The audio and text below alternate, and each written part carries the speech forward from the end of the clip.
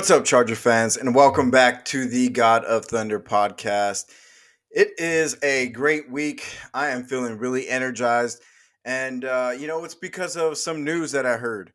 I think Mr. Jordan Schultz had put out some news in regards to our coach Brandonstaley. It is almost inevitable that he is going to be fired at the end of the season, and it could be earlier in the season. Now, don't get me wrong. Look, I don't want to talk too much about it. Brandonstaley, he's a great guy. I have nothing against the man, Brandonstaley, but as far as the coach of the Los Angeles Chargers, um, I do not want him as our coach any longer, and we're only delaying the inevitable by not firing him today or yesterday or the day before that. But we are playing against the New England Patriots this week. It is a good week because the Patriots are not the Patriots of old. Now, I don't know what it is, but ever since COVID hit, I feel like the Patriots and America has been struggling, right? So I don't know what it is, but they're not doing too hot. This year is a different New England Patriots team. I mean, the offense is abysmal. They're struggling and averaging 13.5 points per game, and surprisingly, their defense is allowing 22.5 points a game. Very, very uncharacteristic of a New England's defense coached by Bill Belichick. But hey, it's the new normal for the New England Patriots. But I think a lot of this is in part due to the injuries that they sustained this year. They have a lot of key players that are out, especially on the defensive side of the football. They have their star linebacker Matthew Judon, who's an All-Pro. He's out for the season with a torn pectoral muscle. They have a significant injury to their other cornerbacks in Christian Gonzalez, who's a standout rookie. Also, Marcus Jones, who was a solid cornerback for them last year. They've really lost some depth this season and have, I mean, lost so much depth that they traded for J.C. Jackson towards the beginning of the year. So, I mean, they're really struggling on that. And they also lost a linebacker in Isaiah Bolden, who's not going to be playing. So their depth is gone. They're playing with a lot of undrafted players, a lot of players that should be sitting on the bench as far as the defensive side of the ball goes. And then also on their offense, they're struggling, right? They've lost Kendrick Bourne. They've lost. He's out for the season. Demario Douglas is out with a concussion this week. It does not look like he's going to be playing this week. I mean, I think that's what we would expect, right? The NFL with the whole CTE thing moving since that whole that issue's been arising in the NFL. I think the the teams have been taking their time and bringing back players. It's not the first week. Say if they get a concussion on Sunday, it's typically 2 weeks until that player comes back. And Demario Douglas has been playing extremely well for the Patriots on offense the past couple weeks. So if he's not playing this Sunday, I mean that's gonna make things a whole lot easier for us. And their team has been struggling both offensively and defensively. Now, what they do have is they do have two good running backs in Ramondre Stevenson and Ezekiel Elliott, right? They're both running backs that can run the ball. They have a pretty good average as far as average attempt per rush at around 4 yards per gain or per play. So they have the ability to do some work. But as far as offensively goes, we just found out today, maybe a couple minutes ago, that Mac Jones is officially benched, listed as a third string quarterback on their depth chart. And we're going to see Zach Bailey as QB1 for the New England Patriots this week. Zach Bailey hasn't done anything this year. He had a couple of good games last year, but he is not. He is a below average quarterback, right? I don't even know if he should be a starting quarterback in this league. Um, the 2 games that he played, he threw an interception in each of those games. He got sacked, and I don't think he's thrown a touchdown. So moving forward towards this game, I know I've said in a previous podcast that Brandonstaley tends to play extremely well against bad quarterbacks. I mean, if you look at who we played this year, we've beaten the bad quarterbacks minus Ryan Tannehill, and he's a fringe bad quarterback, but we've beaten the bad quarterbacks. And then against good quarterbacks, we've obviously had a rough season. But bad quarterback, fringe quarterback, I think Jordan Love, he's also kind of fringe. He had the game of his life. So I don't think, it's hard to say because if you look at the stats, if you look at the history of Brandonstaley's defense, he plays, like I said, coaches well against those type of defenses or excuse me, quarterbacks. But we'll see moving forward. I mean, the New England Patriots, they're I think only averaging over 300 yards of offense, just barely, if that. They have 193 yards a game in passing and about 100 yards a game in rushing. So they're under 300 yards a game. And against our defense, coming off a huge game where we made some adjustments, put some players in at cornerback that actually played pretty well. DeMarlo kind of got burnt a couple times, but they played pretty well against much better receivers than we're going to see this week, right? The New England Patriots have injury to their best wide receiver, Demaro Douglas. Like I said, their number one receiver is out. They have Juju Smith-Schuster, who's a former Trojan. Go SC, fight on. But he is not the same Juju Smith who was on the Chiefs, and he doesn't have Patrick Mahomes throwing to him anymore. They have Devontae Parker, who came from the Dolphins. He hasn't really done anything this year, and really never did anything on the Dolphins. Right? I think he had one really good season, but they don't have any receiving core that's worth covering. I mean, even for our defense, I don't think our defense is going to have a hard time unless Brandonstaley decides to play off coverage and allows those screen plays every single play. So if we see our cornerbacks again playing 10 yards off the ball, it's probably going to be a long day because the Patriots are all they're going to have to do is throw those screen passes and short plays, and they might get some offense going. But like I said, I don't really see that happening. I think our main concern, or what the Patriots are going to want to do, is use their Ramondre Stevenson and Ezekiel Elliott to control the game, to control the time of possession, and to just run the ball. I mean, because that's really what their offense is at this point. They really don't have any any receiving. I mean, besides Hunter Henry, who's had an up and down year, mainly down. He's mainly seen the lows. So he does have a potential for returning or for playing against the Chargers and having a revenge game, but I think that's kind of old now. He's been gone for 4 years and or 3 years, and I really don't see him having a big game. If we put Derwin James on him, which we may not have to because he's going to be blocking most of the time because they're going to want to run the ball, he could certainly shut him down. I wish we would have kept Hunter Henry. He was a great tight end, played extremely well for us, but as we know, the Chargers are cheap and did not want to pay the man. So it is what it is. Now we're rolling with Everett, and he's doing okay for us. Their defense still, I mean, although they're giving up 22 points a game, I mean, they're still ranked in the top 10 defense in the league as far as like total yards are allowed, allowing 222 yards a pass game, which is like middle of the pack, but they're top 10 in their rush defense, allowing only 94 yards a game. It really just comes down to, again, like I feel like it's come down to since Tom Brady left the Patriots, their defense, and whether or not their defense could hold teams to 13 points a game. Because obviously, the Patriots aren't going to be able to score over 13 points a game, averaging just 13.5. Um, so, like I said, Zach Bailey will be the quarterback. He struggled this season. He has a completion percentage of 48%. Like I said, 0 touchdowns to 2 interceptions, which is pretty bad.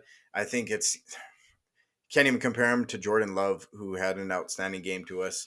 Um, so moving forward, let's go ahead and talk about my next point is Kellen Moore, right? Kellen Moore has played Bill Belichick twice in his career. In 2019, when it was Kellen Moore's first year as an OC, so his rookie year where he was just developing his skills, really learning how to call plays, really getting into his groove. That year was pretty bad. when they played the Patriots, right? It was still a Patriots team led by um, Tom Brady, and also another elite defense coached by Bill Belichick. That that Kellen Moore offense of the Cowboys only went over 300 yards, just barely, and they lost that game. I think 13-10. Like I said, the Patriots defense back then was super elite, had all the depth they needed, and they had Tom Brady on the other side of the ball, which could get you out of any jam, no matter what the score is. But their most recent face-off between Kellen Moore and Bill Belichick was in 2021, and Kellen Moore absolutely destroyed his defense. I mean, he went for over 550 yards and put up 35 points against a Bill Belichick coach defense, which is, man, that's unheard of. They had Dak Prescott had 450 yards passing, I think. They had 100 yards in the rushing game, and like I said, it was a tough game between them, but I think they have enough experience, and Kellen Moore has enough experience against a Patriots defense, an elite defense, that he kind of knows what to do now. So I'd expect this game to be closer to the latter rather than the first game he coached, just because he has more experience now. He has also Justin Herbert and Keenan Allen, two offensive weapons that are the best 1-2 punch in the league. I mean, you can put them up against anybody in the league right now. Justin Herbert and Keenan Allen are just throwing up phenomenal numbers. Um, but it was against a team, or they lost, or they won 35-29. I think it was in overtime, and that was when the Patriots had a healthy Matthew Judon, J.C. Jackson, Dante Hightower. They had a rookie Mac Jones, who was playing really good. He almost won Rookie of the Year, and an offense coached by Josh McDaniels calling the plays. So I mean, it was a totally different year, totally different offense and defense. But like I said, I think that this has given Kellen Moore a good idea of what to expect from Bill Belichick. And moving forward, I think obviously it'll be an advantage for us. Now the Chargers, they're coming off a game with 4 turnovers, another game with a fumble after fumble. I mean, if you look at this game and last game, it was almost like exactly the same. I felt like we were moving the ball, and when we needed to move the ball, something bad would happen, right? We would fumble the ball. And the defense kind of held us up in both games, even though against the Packers they played pretty bad defense, blowing coverages all over the place. But against the Ravens, I mean, they held us up, right? They gave us the opportunity to win the game, and we didn't win the game because of our turnovers. If you're keeping up with the Chargers social media, I think you'll see that what they're doing in practice is they're running a lot of ball security drills, right? I don't expect these fumbles to keep happening or continue. I mean, it's almost impossible for this trend to continue. I mean, if you look at the players who are making the turnovers or fumbling the ball, I mean, Keenan Allen, Austin Ekeler, Justin Herbert, like these are our best players on offense.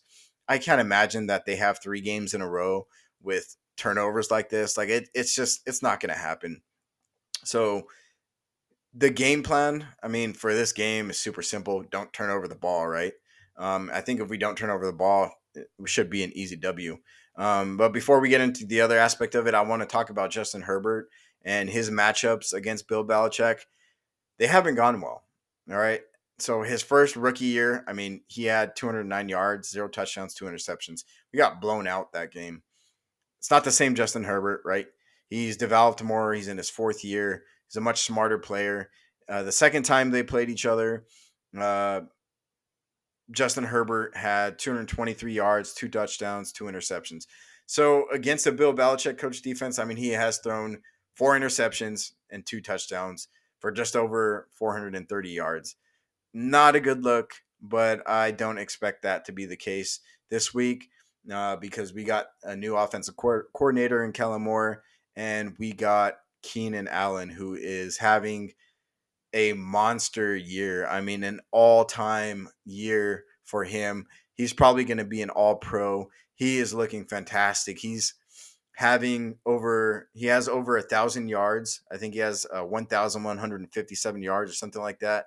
and he has the most receptions in the NFL. So I mean, the game plan, like I said, should be simple.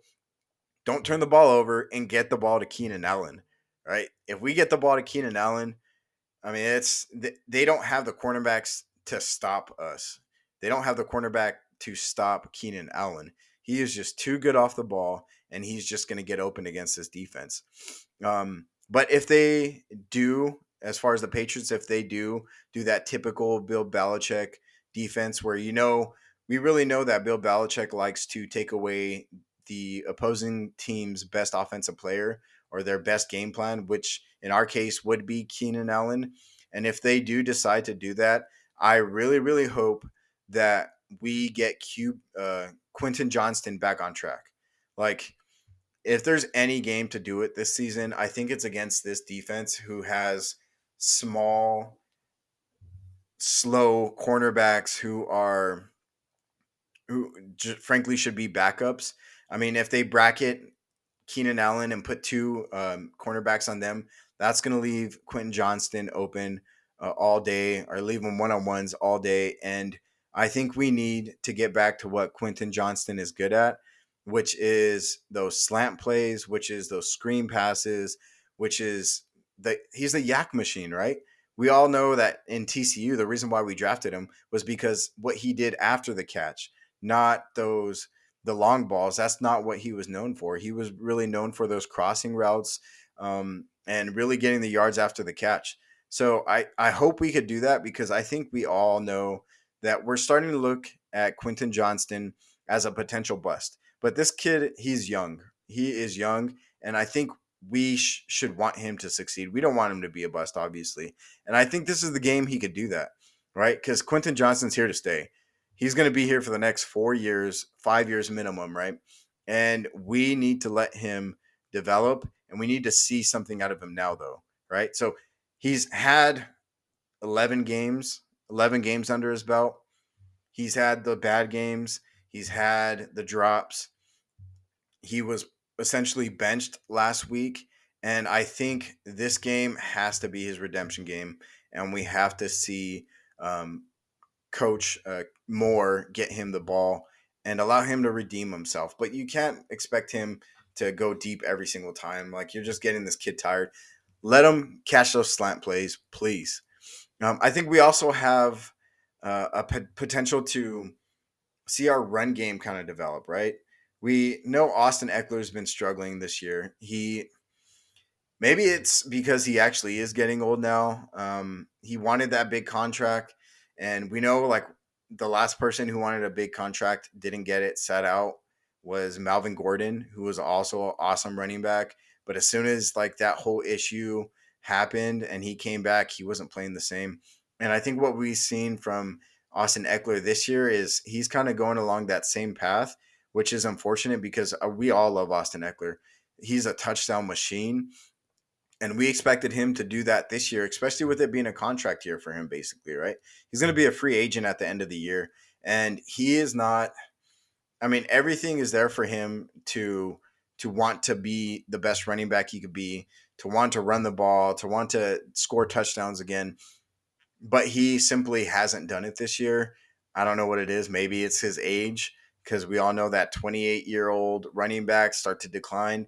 And maybe we're witnessing like a big decline from Austin Eckler right now, which is uh, which is not something we want to see, and which is probably contributing to us probably losing a lot of these football games. I also want to see Joshua Kelly get some touches, right?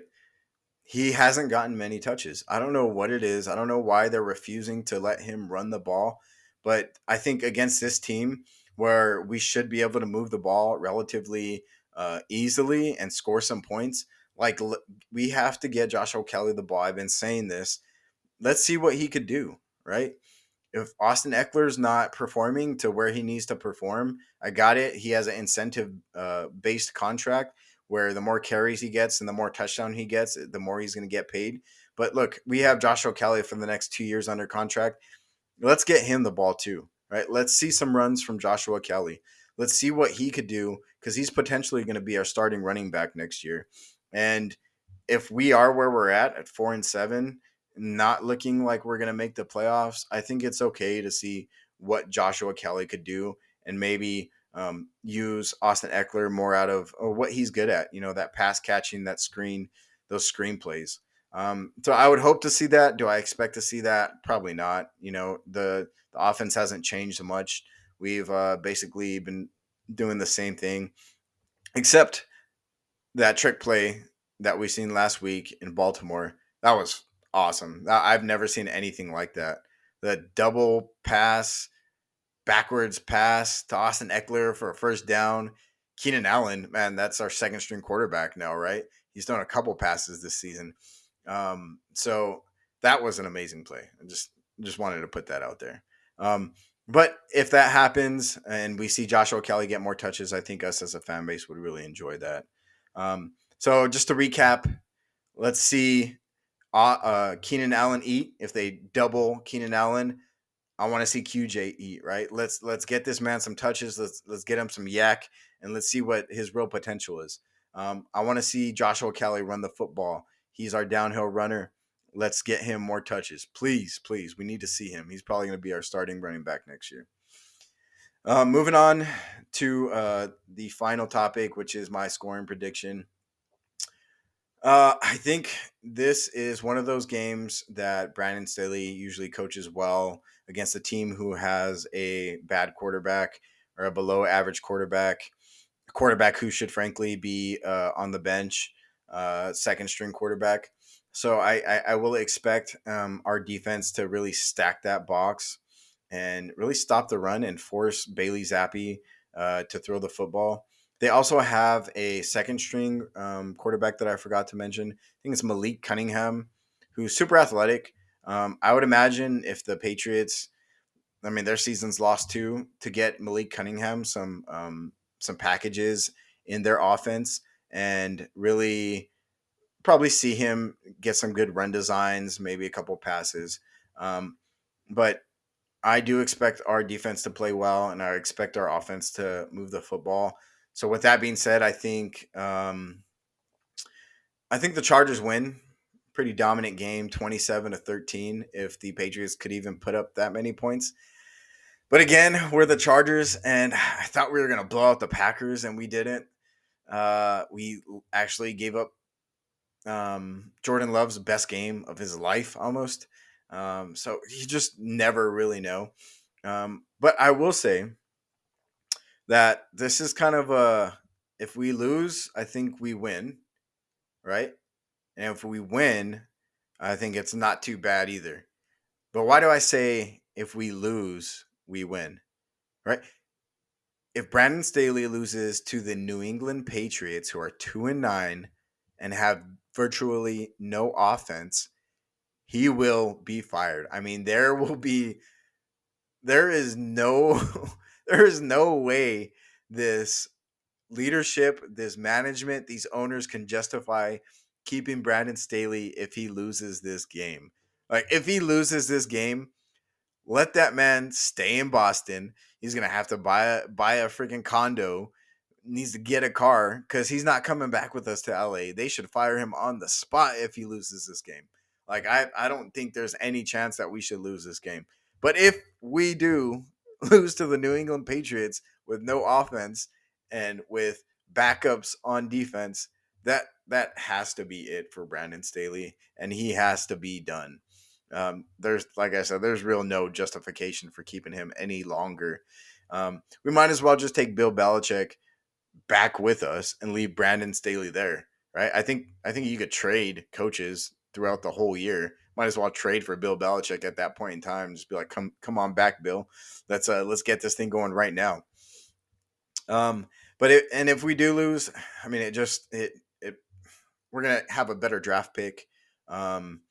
So the more losses we stack up, I mean, if we lose out, I don't think that's going to happen. But could you imagine if we do with Brandon Staley? But that wouldn't be a bad thing. Like I said, right? It's almost a win-win for this game. If we win, freaking bolt up. That's our W. But if we lose, then we're inching back closer to, dare I say, Marvin Harrison Jr., right? And then the horizon, I see Herbal. All right, can you imagine Justin Herbert to Marvin Harrison Jr., coached by Harbaugh? Yo, that's Triple H right there. If you ever seen the WWE or WWF, for you old school folks, he was pretty good, right? Jim Harbaugh, Justin Herbert, Marvin Harrison Jr. Gee, a man could only dream, right? That would be freaking fantastic. But we'll see. We'll see what the future holds.